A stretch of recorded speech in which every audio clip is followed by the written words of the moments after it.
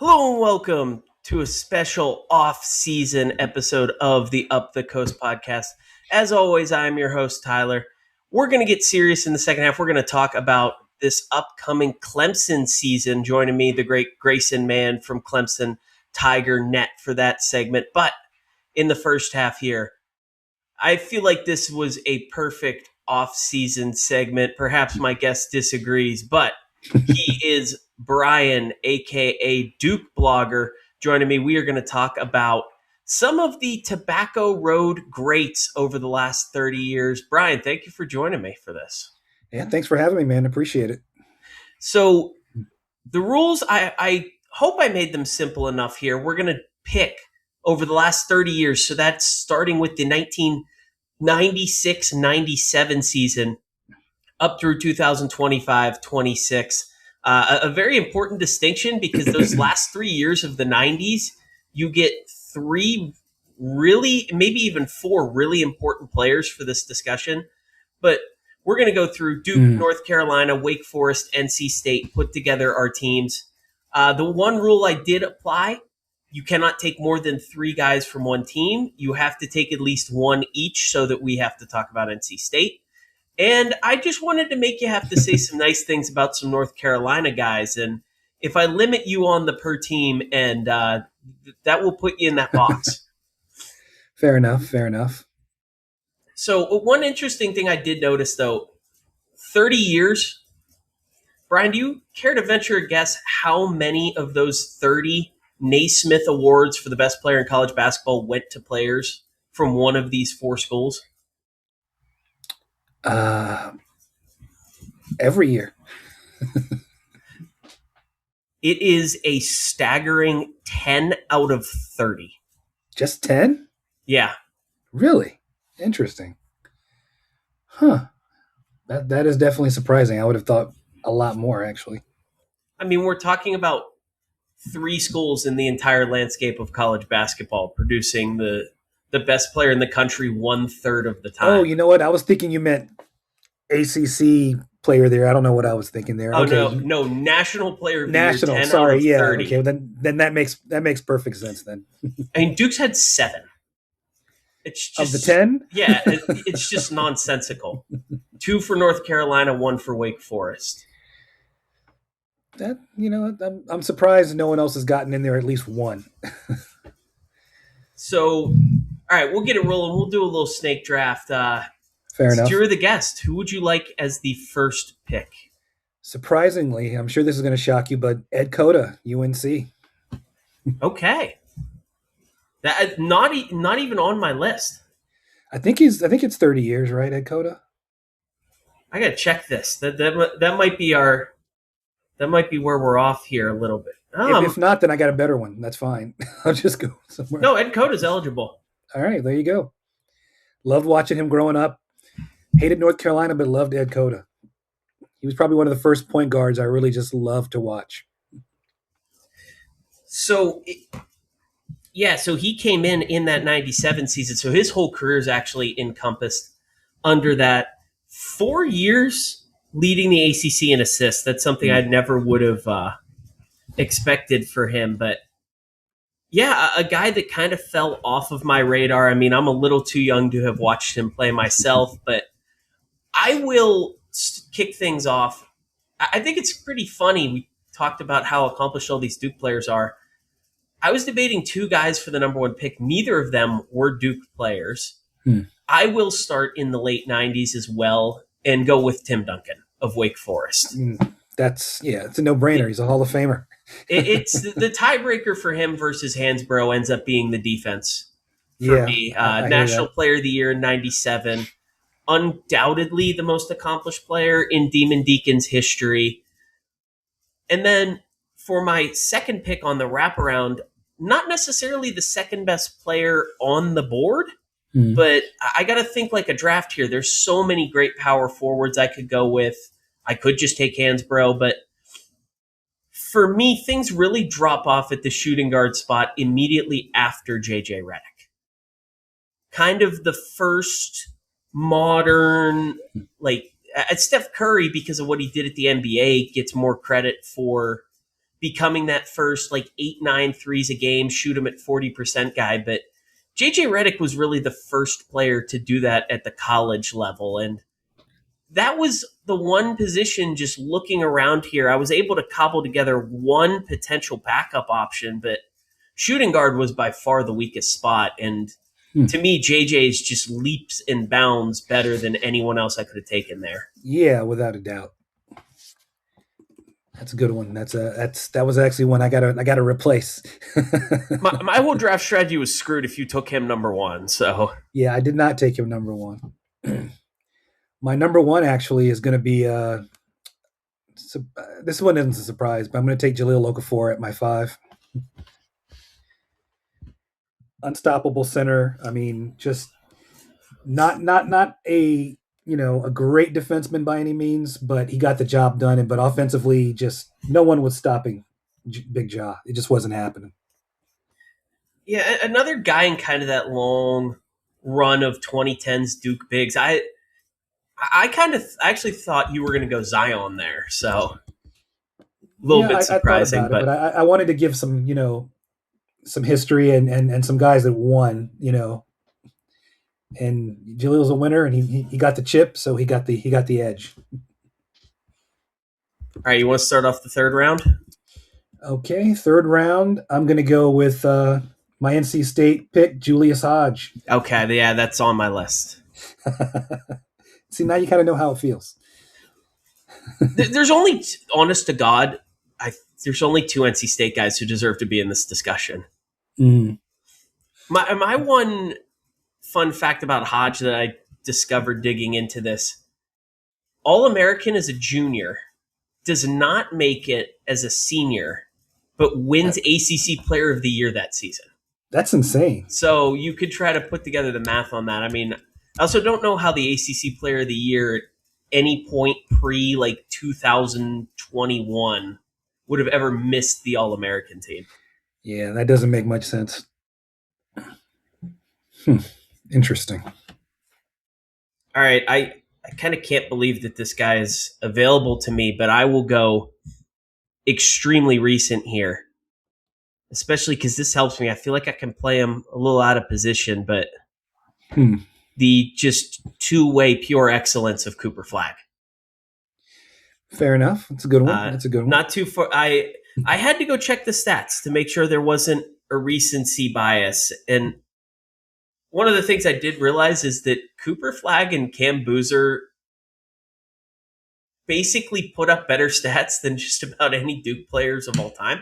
The Cam Boozer stats are utterly ridiculous when you start running them against all of these other legends. But of course, Flagg, another one of those Naismith players of the year. Unsurprising. Yeah. The surprising thing about Cooper is that he did it. Yeah, Flagg and Boozer are those are great options for sure. So I try to keep mine less Duke focused. Well, that kind of I don't want to use my last Duke. I don't want to use my last Duke pick here yet.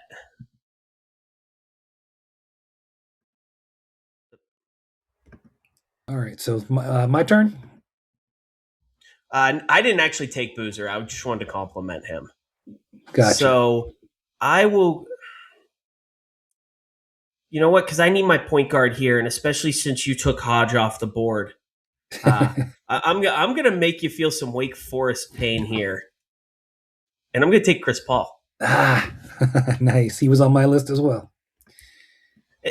I was kind of just shocked. Like there wasn't, because he didn't have that great kind of breakout college season until his senior year or his last year there, which I believe was his junior year.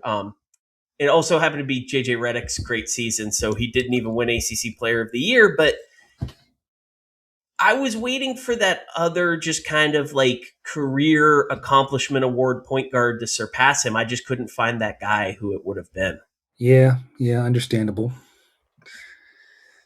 But all right, 2 picks to you then. Okay, let's see. Since you stole my Wake player, I'm going to go with a different Wake player. I'm going to go with for my 2 guard, Jeff Teague. Okay. Bucket getter. Guy that wasn't necessarily, heralded too much, but he was a consensus All American. He was a first round pick.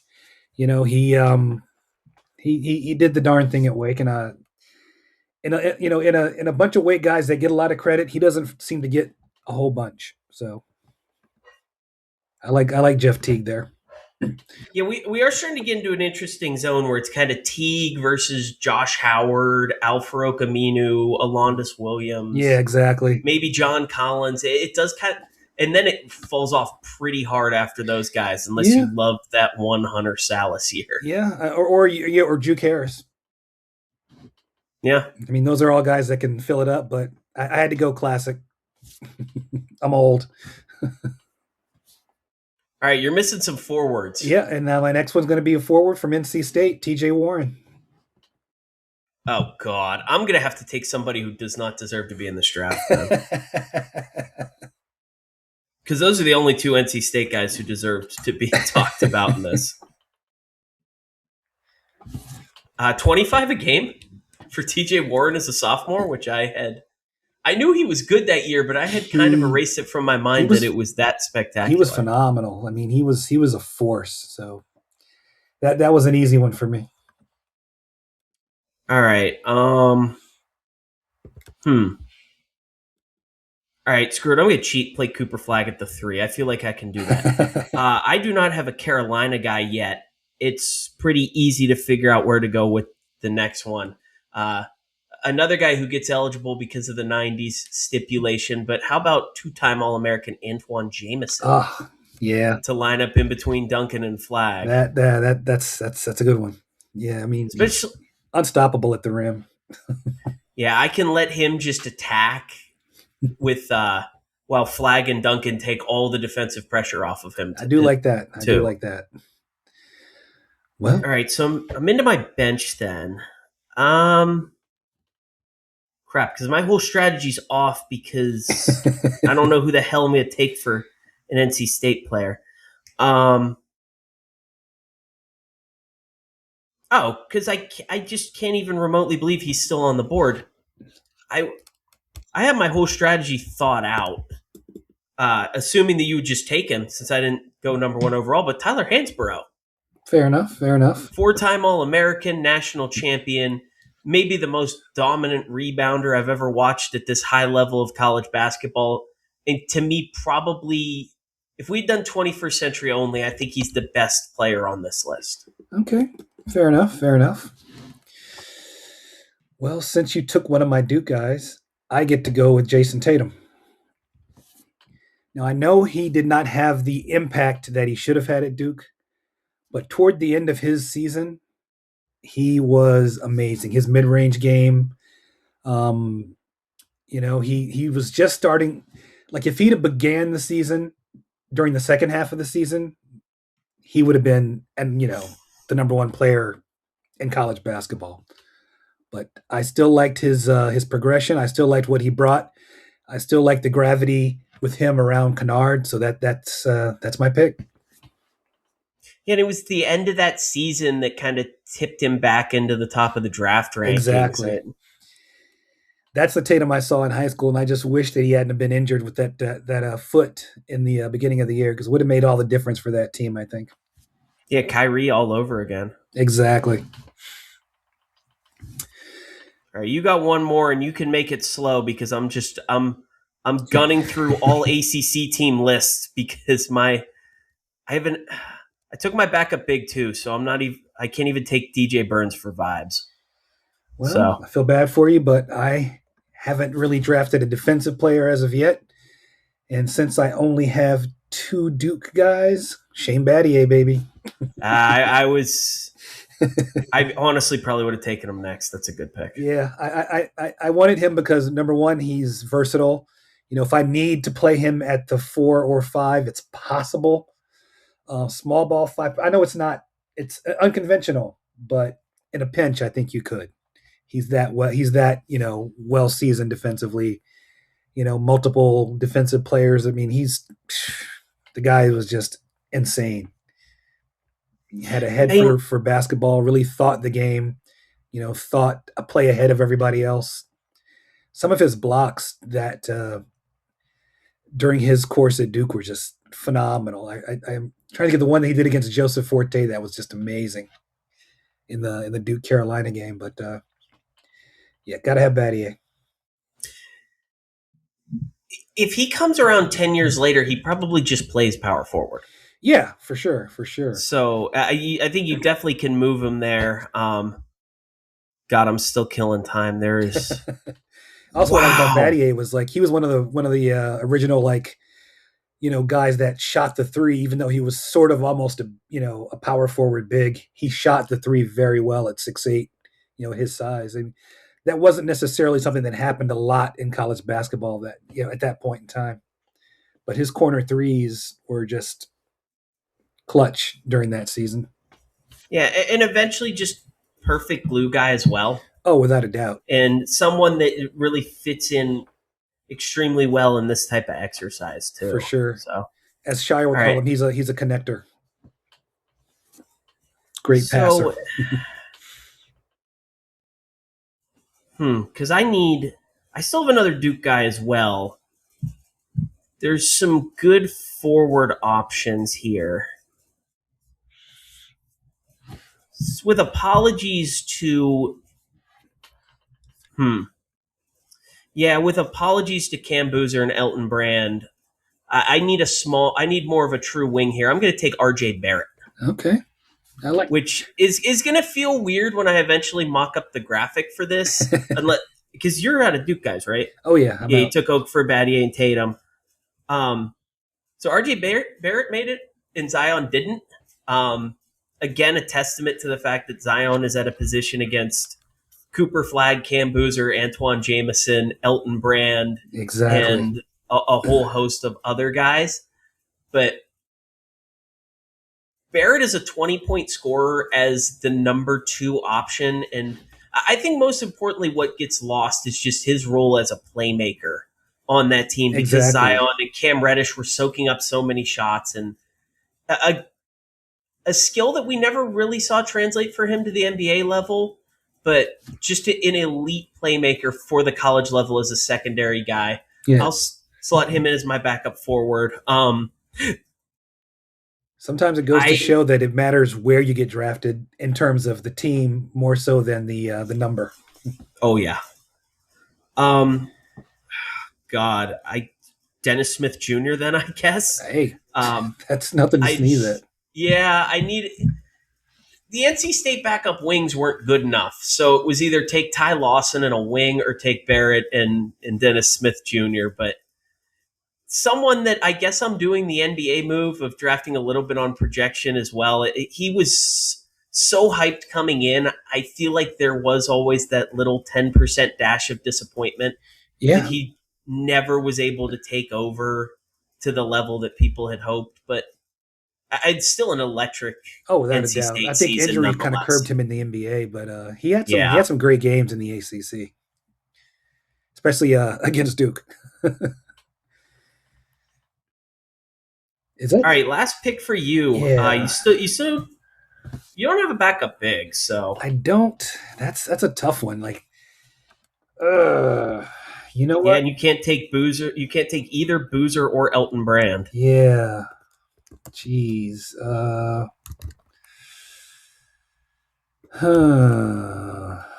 I'm gonna have to say, God, I don't want to go there.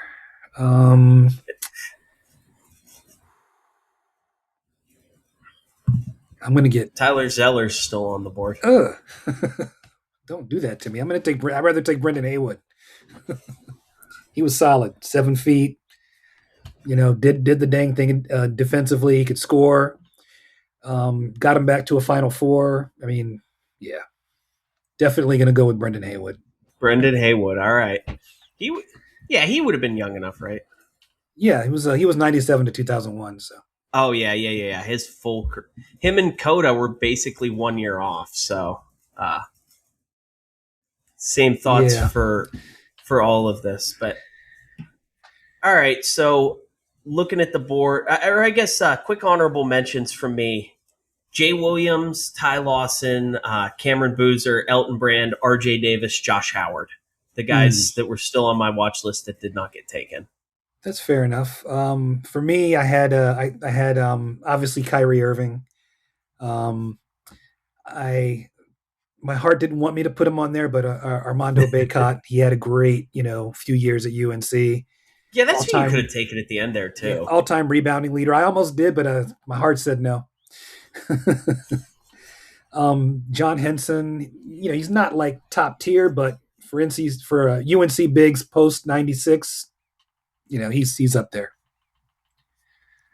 All right, so to recap my starting lineup: Chris Paul, JJ Redick, Cooper Flagg, Tyler Hansbrough, Tim Duncan. Coming off the bench, Dennis Smith Jr., RJ Barrett, Antoine Jameson. You went with the three guard look, unless you want to adjust this, but Ed Cota, Julius Hodge, Jeff Teague, with TJ Warren and Jaleel Okafor. Yep, And then coming off the bench, Shane Battier, Jason Tatum, Brendan Haywood. I like it. I like it a lot. Yeah, I feel like this turned out well, but just a little chance to talk some history in the greatest basketball region in the world. And as someone who grew up in watching the Big East more so than anything, I will still happily admit that. But Hey, if you ever want to do a Big East one sometime, I'm down with that too. oh, we could, yeah, we can just talk about how much I hated Kemba. But How much you hated who? Kemba, Oh God, I don't think anybody liked Kimba who wasn't a UConn fan. no.